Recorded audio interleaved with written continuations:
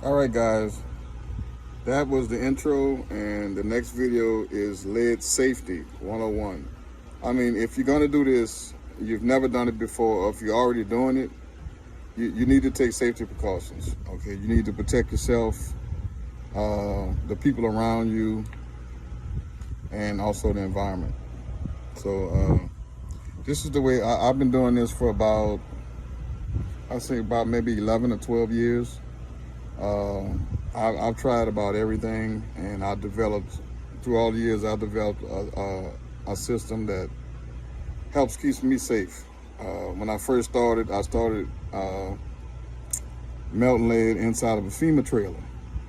Okay, and I knew I was doing something wrong because I had two pit bulls in the trailer with me, and they were sitting there. Both of them had their noses covered up in the trailer, but I didn't have any kind of respirator or any kind of mask on. And I got dizzy and I passed out inside my FEMA trailer. I didn't have any kind of ventilation or anything else. I had nobody to help me. I just started doing it on my own. So basically I'm doing this a video series of, to help guys protect themselves. I mean, if you're gonna do it, you're gonna do it anyway. So basically I want to help guys protect yourself, okay? This is lead safety 101. These are some of the tools I use to do the sinkers and the melt lead with. All right, if you're gonna do this, the first thing I would recommend is to get you a good respirator. You want to get one with the olive. That's the one you want to get. This is a very good canister on it. Don't use the household ones, or don't use the ones with yellow. Make sure they have a double. It's double sealed. Okay, because some of them I see guys using, they just have mask on, and the fumes, they just go right through the mask. If you don't have the respirator, the right kind of cartridges on it, you're really playing with fire, and you really can damage your lungs. You're gonna need eye protection, okay? For all those guys out there making sinkers or making bullets, please get eye protection if you don't use it, because you don't know what this stuff is gonna do. A bird can fly outside and he can shit in the pot, and the leg can pop up and hit you in the face. Okay, anything can happen. Always use eye protection. Okay, you're gonna need some gloves. Over the years, I've tried several different kinds of gloves. I find these to be the best ones for me, because it gets too hot, it'll let you know. Okay, the heat will let you know when it's time to change gloves. These gloves gives you a kind of a false sense of security,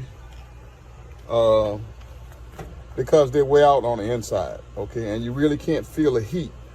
Okay, they do protect your hands, but at a certain time you can't feel the heat.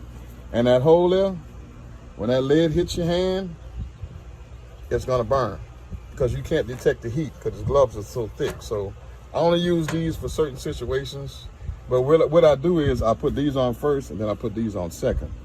Okay, that gives me an extra layer of protection. Okay, and then these are the tools I use: screwdriver, vice grip, a pair of needle nose pliers, and a pair of clippers. Okay, and of course, I'm going to do a video about melting the lead next.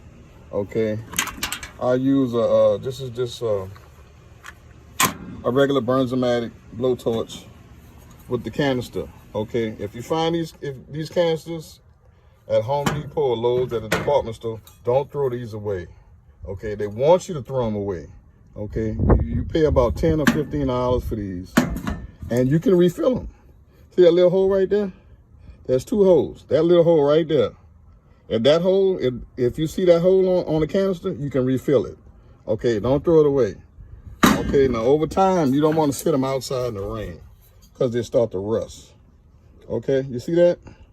That's rust, and eventually the gas is going to leak out of there.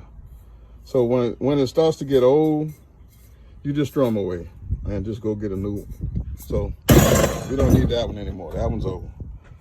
Okay, now this one, I use a blowtorch. Okay, this is a blowtorch. Get it out of here.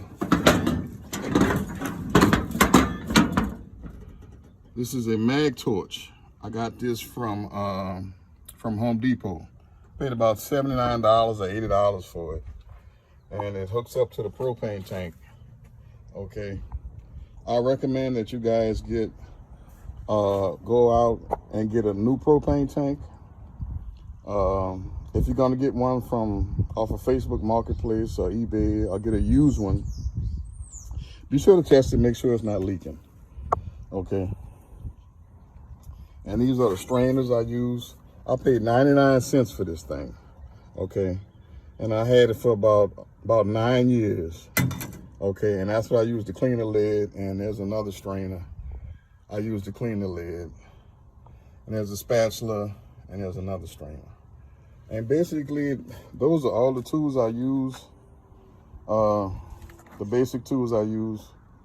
And like I said, the most important thing is the respirator.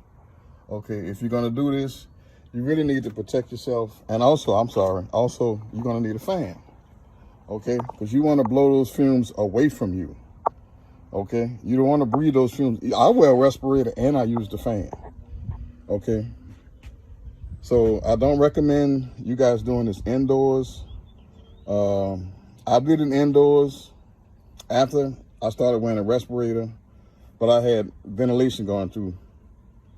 I had a fan on the outside, had all the windows open. I don't recommend you doing it indoors or in a shed. Okay, you can do this in a shed. I don't recommend you do it. Sometimes it's cooler, or if it's raining outside, just make sure you got a fan going. Make sure you have plenty of ventilation. All right, the next video will be processing the lead. The pot is now empty. That's my lead system. That's the pot. Video number 2 coming up.